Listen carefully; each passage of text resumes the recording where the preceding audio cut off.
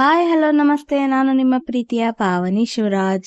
ನಾನು ಇವತ್ತು ತೋರಿಸುವಂತ ರೆಸಿಪಿ ಈಸಿಯಾಗಿ ಮತ್ತು ಕ್ವಿಕ್ ಆಗಿ ಮಾಡಿಕೊಳ್ಳುವಂತಹ ಟೊಮೆಟೊ ಬಾತ್. ಅದನ್ನು ಮಾಡಲು ಬೇಕಾಗುವ ಸಾಮಗ್ರಿಗಳು ಹಾಗೂ ಮಾಡುವ ವಿಧಾನ ಹೇಗೆ ಅಂತ ನೋಡೋಣ ಬನ್ನಿ.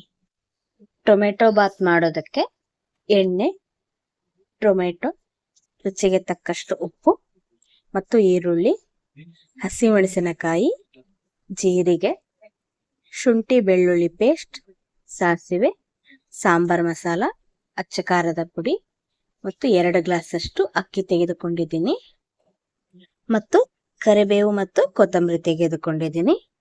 ಈಗ ಮಾಡುವ ವಿಧಾನ: ಒಂದು ಕುಕ್ಕರಿಗೆ ಎಣ್ಣೆ ಹಾಕಿ, ಎಣ್ಣೆ ಬಿಸಿಯಾದ ನಂತರ ನಾನಿಲ್ಲಿ 1 ಸ್ಪೂನ್ ಅಷ್ಟು ಎಣ್ಣೆ ಯೂಸ್ ಮಾಡ್ತಾ ಇದ್ದೀನಿ. ಎಣ್ಣೆ ಬಿಸಿಯಾದ ನಂತರ ಸಾಸಿವೆ, ಜೀರಿಗೆ ಹಾಕ್ತಾ ಇದ್ದೀನಿ. ಸಾಸಿವೆ ಜೀರಿಗೆ 2 ಚಟಪಟ ಅಂತ ಸಿಡಿದಾದ್ಮೇಲೆ ಕರಿಬೇವು ಹಾಕ್ತಾ ಇದ್ದೀನಿ. ನಂತರ ಶುಂಠಿ ಬೆಳ್ಳುಳ್ಳಿ ಪೇಸ್ಟ್ ಹಾಕ್ತಾ ಇದ್ದೀನಿ. ನಂತರ ಹೆಚ್ಚಿರುವಂತಹ ಈರುಳ್ಳಿ ಹಾಕ್ತಾ ಇದ್ದೀನಿ. ಈರುಳ್ಳಿ ಮತ್ತು ಹಸಿಮೆಣಸಿನಕಾಯಿ ಹಾಕ್ತಾ ಇದ್ದೀನಿ. ಈರುಳ್ಳಿ ಮತ್ತು ಹಸಿಮೆಣಸಿನಕಾಯಿ ಚೆನ್ನಾಗಿ ಫ್ರೈ ಆಗಬೇಕು. ಈರುಳ್ಳಿ ಕಂದು ಬಣ್ಣ ಬರೋವರೆಗೂ ಬಾಡಿಸ್ಕೊಂಡ್ರೆ ಸಾಕು. ನಂತರ ಹೆಚ್ಚಿರುವಂತಹ ಟೊಮೆಟೊ ಹಾಕ್ತಾ ಇದ್ದೀನಿ. ಇದನ್ನು ಚೆನ್ನಾಗಿ ಕಲಸಿ ಟೊಮೆಟೊ ಸಾಫ್ಟ್ ಆಗೋದಕ್ಕೆ ಸ್ವಲ್ಪ ಉಪ್ಪು ಹಾಕ್ತಾ ಇದ್ದೀನಿ. ಉಪ್ಪು ಹಾಕಿ ಚೆನ್ನಾಗಿ ಕೈ ಆಡಿಸ್ಬೇಕು. ನೋಡಿ, ಈಗ ಟೊಮೆಟೊ ಸಾಫ್ಟ್ ಆಗಿದೆ. ಈಗ 2 ಸ್ಪೂನ್ ಅಷ್ಟು ಸಾಂಬಾರ್ ಮಸಾಲ ಹಾಕ್ತಾ ಇದ್ದೀನಿ ಮತ್ತು 2 ಸ್ಪೂನ್ ಅಷ್ಟು ಅಚ್ಚ ಖಾರದ ಪುಡಿ. ಎರಡನ್ನು ಹಾಕಿ ಚೆನ್ನಾಗಿ ಕಲಸಬೇಕು.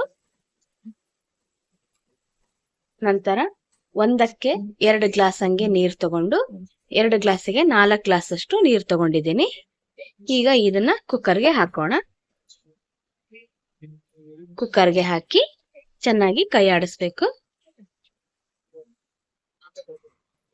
ಒಂದ್ಸಲ ಕೈ ಆಡಿಸಿ ನಂತರ ಕೊತ್ತಂಬರಿ ಹಾಕ್ತಾ ಇದ್ದೀನಿ.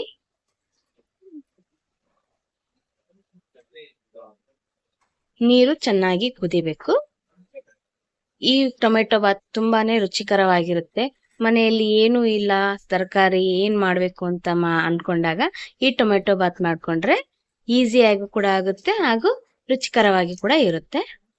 ಈಗ ತೊಳೆದಿರುವಂತಹ ಅಕ್ಕಿ ಹಾಕ್ತಾ ಇದ್ದೀನಿ. ನೋಡಿ, ಕುದಿ ಬರ್ತಾ ಇದೆ. ಈಗ ಒಂದ್ಸಲ ಕೈ ಆಡಿಸಿ ಕುಕ್ಕರ್ ವಿಸಿಲ್ ಮುಚ್ಚಿ 3 ವಿಸಿಲ್ ಕೂಗಿಸ್ಕೊಂಡ್ರೆ ಸಾಕು. ಟೊಮೆಟೊ ಬಾತ್ ರೆಡಿ ಆಗುತ್ತೆ. ಈ ಟೊಮೆಟೊ ಬಾತ್ನ ನೀವು ನಿಮ್ಮ ಮನೆಯಲ್ಲಿ ಟ್ರೈ ಮಾಡಿ. ಹೇಗ್ ಬಂತು ಅಂತ ಕಮೆಂಟ್ ಬಾಕ್ಸ್ ಅಲ್ಲಿ ಕಮೆಂಟ್ ಮಾಡಿ. ನೋಡಿ, ಟೊಮೆಟೊ ಬಾತ್ ರೆಡಿ ಆಗಿದೆ.